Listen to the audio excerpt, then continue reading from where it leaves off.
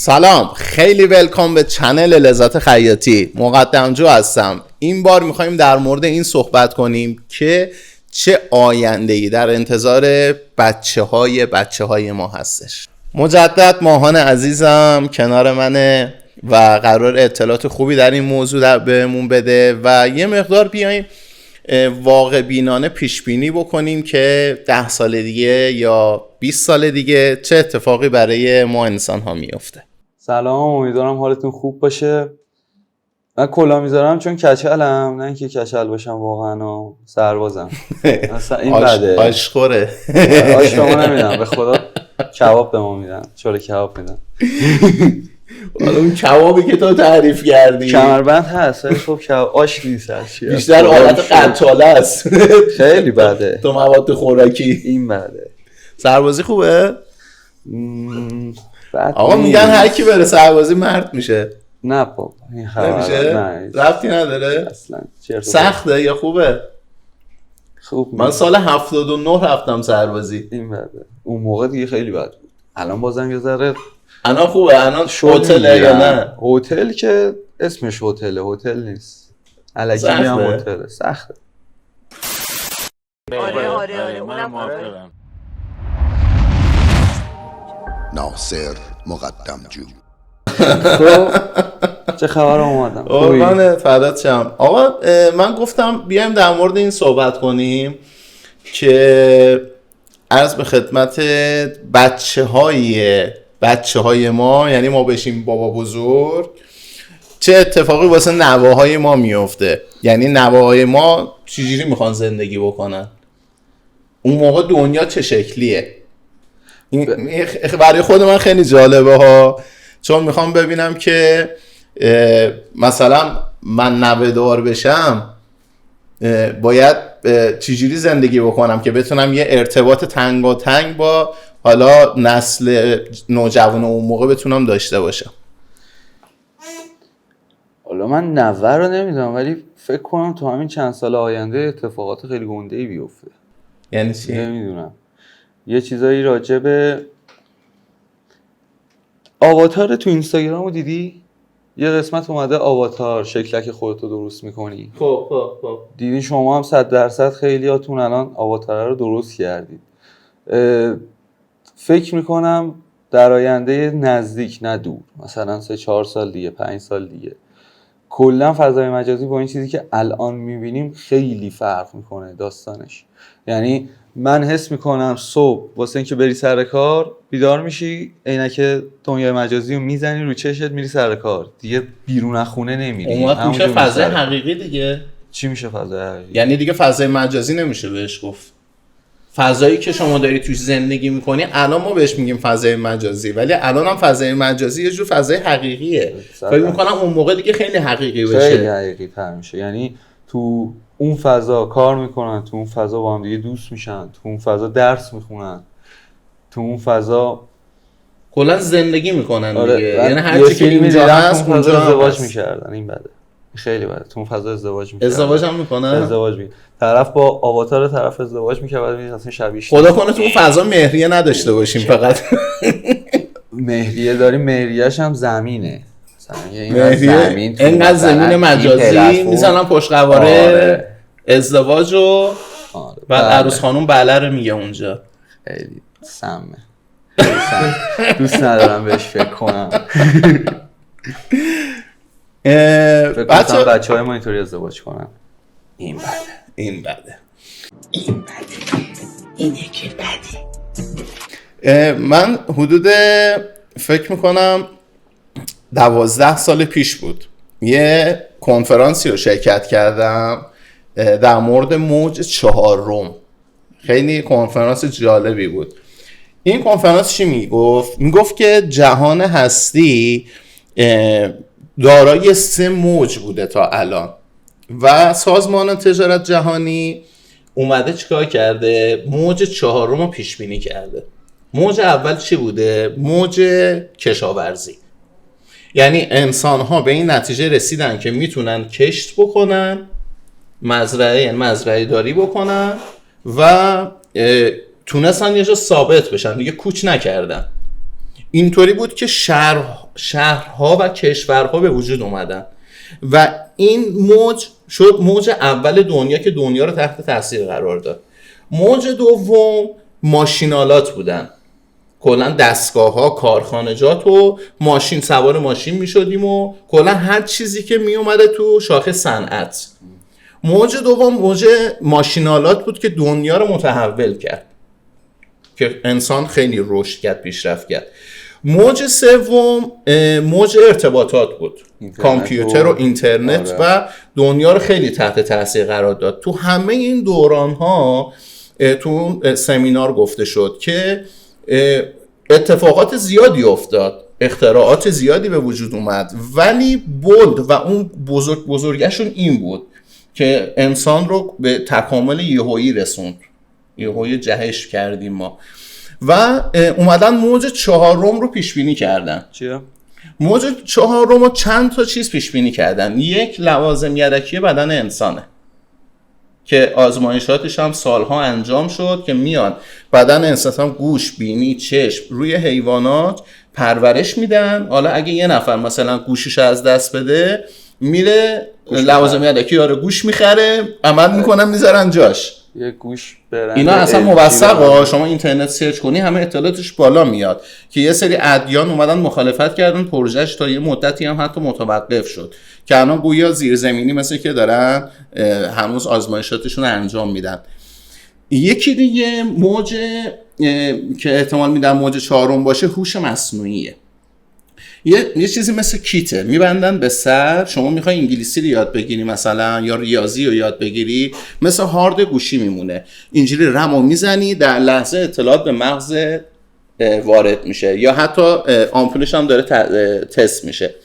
یکی دیگه عصر نانو تکنولوژیه، یعنی که شما میری میگی آقا من از این کوکو دیگه 6 تا ما نمیایم بسازیم یا مثلا نمیایم یه ست 12 تایی لیوان تولید بکنیم. مثلا شما میری مغازه میگی که من یه دونه لیوان میخوام با این مشخصات، اونجا دستور داده میشه به ذرات و نانو تکنولوژی میاد و این لیوان رو تشکیل میده و میدن به شما برمی‌داری میبری. یا یک سری نانو تکنولوژی رو در اختیار شما میذارن که هوشمنده، یعنی شما بهش دستور میدی الان شبیه اسپیکر شو، خب میاد مولکول ها رو به هم تشکیل میده و اسپیکر میشه، شما استفاده میکنی. الان نیاز به یه چیز دیگه داری، اون میاد حالا بهش دوباره دستور میده، برنامه‌ریزی داره، یعنی بعد مثلا تبدیل به چاقو میشه، شما ازش استفاده میکنی. از آمدم به نظر اینا رو ما تو فیلم تخیلیات دیدیم ولی اینا واقعیت داره روش تست میشه. به نظر تو خیاطی چجوری میشه داستان؟ خب فرقی نمیکنه، تو همه شغل ها این تحت تاثیر قرار میگیره. دفعه اینطوری نشه به نانو تکنولوژی دستور لباس شو. ببین دقیقاً همین حالته. الان این فیلم های تخیلی که داری میبینی یه زمانی رفتن به ما، خب جنگ ستارگان و اینا فیلم های تخیلی بودن، بعد واقعیت شد دیگه، رفتن سیارات دیگه و چه بسا که الان میگن ارتباط داریم با انسان‌های فضایی. خب یعنی هر چیزی که شما به صورت فیلم داری میبینی در واقع در آینده قراره تبدیل به واقعیت بشه. یکی دیگه از موضوع رو پیش بینی کردن زندگی در فضاست که الان هتلش سالها ساخته شده، شبیه خوشه انگوره و حتی پیش فروش هم شده.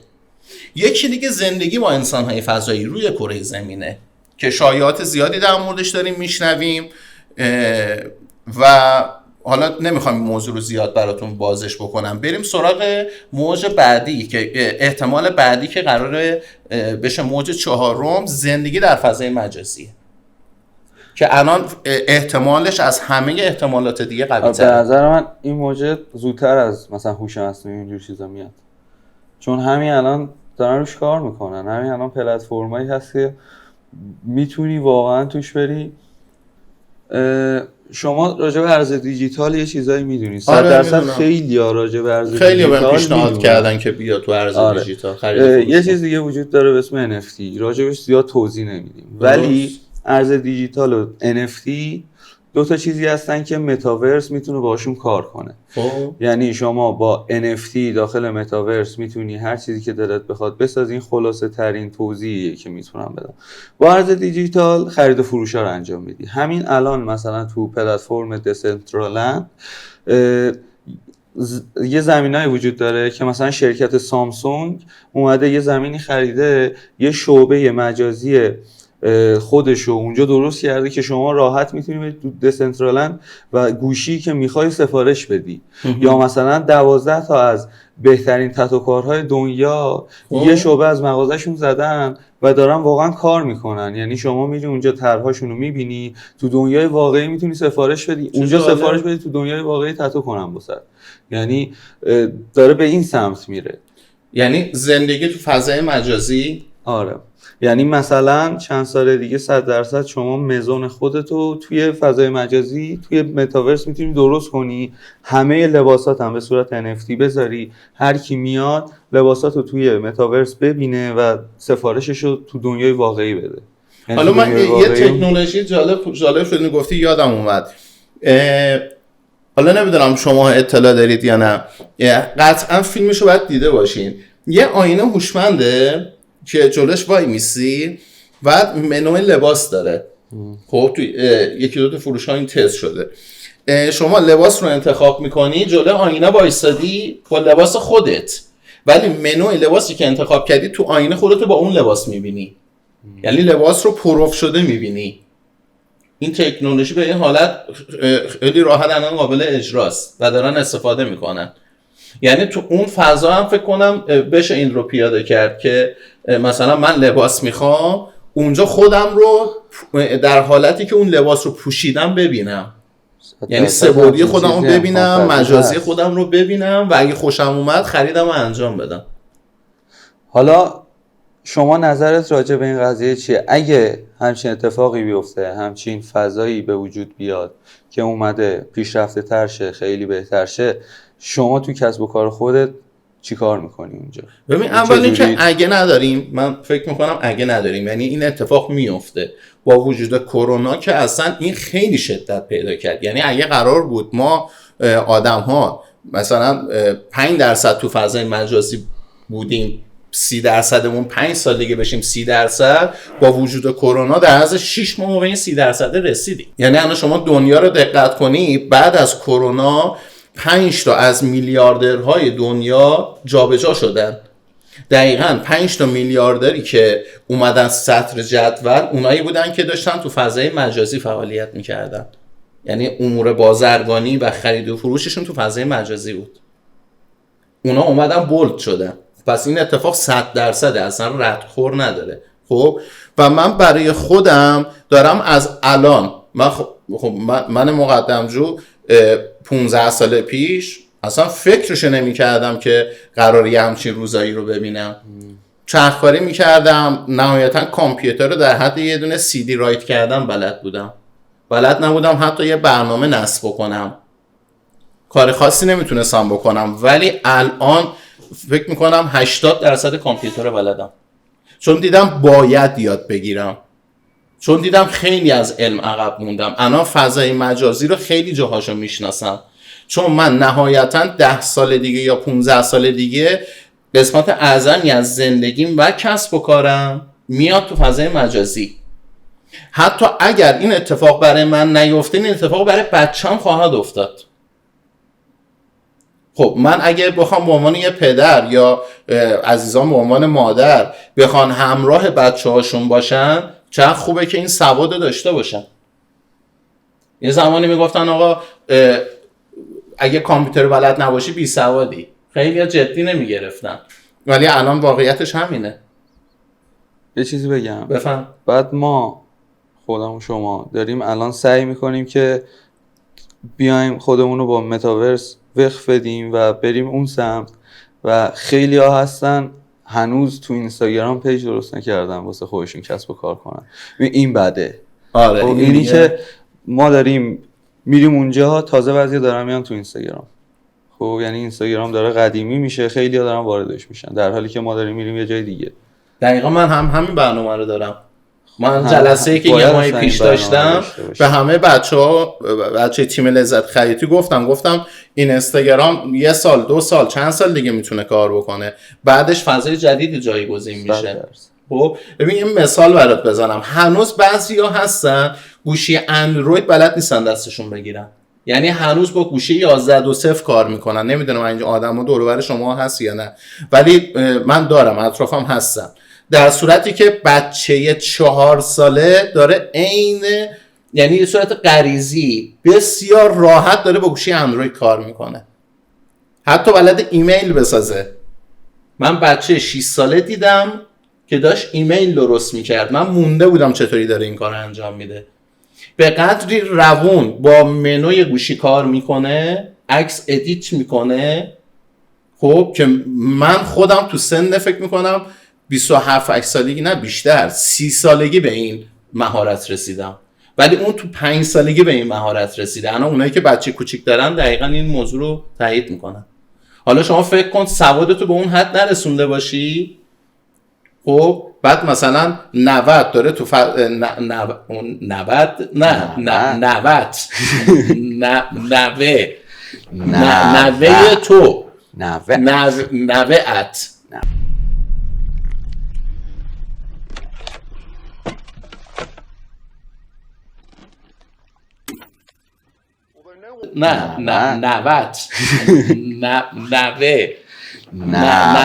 تو 90 داره تو فضای مجازی زندگی میکنه، ولی من مقدمجو هیچی ازش نمیدونم. این بده، این خیلی بده. ماهان جان، کلام آخرت به مخاطبین چیه؟ چه کاری باید انجام بدن به نظرت؟ به نظرم همیشه با دنیا جلو برید، همیشه سعی کنید خودتون رو بروز کنید. از فضای مجازی همه داریم اشتباه استفاده میکنیم، یعنی صبح بیدار میشی میری تو اکسپلور اینستاگرامت یه سری چیزای معمولی نگاه میکنی، شب تمام میشه میگیری میخوابی.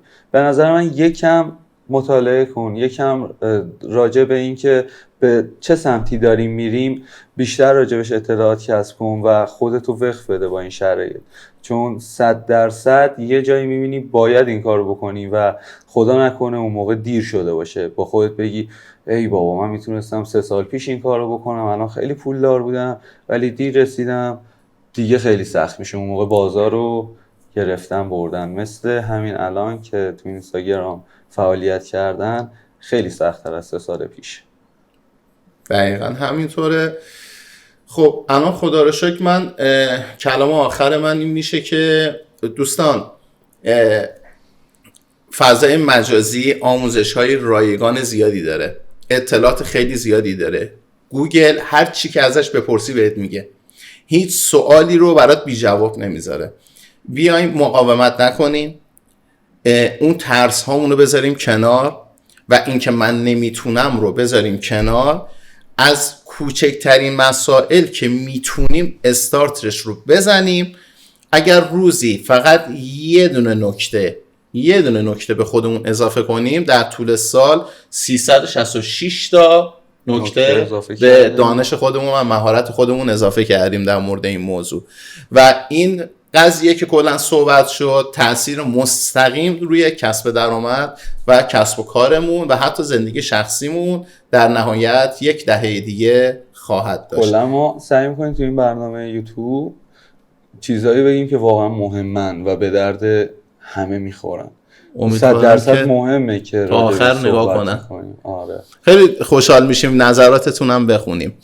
پس اگر صحبتی دارید کامنت بذارید که ما بیشتر در موردش صحبت بکنیم. لایک و کامنت و سابسکرایب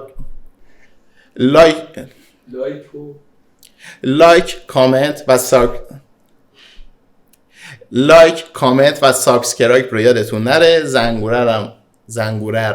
زنگوله رو هم روی آل بذارید. من یادم رفت، یاد نداره قاطی کردم. خلاصه این که خوشحالیم که همراهمونید و منتظر باشید که برنامه جذابتری هم براتون داریم.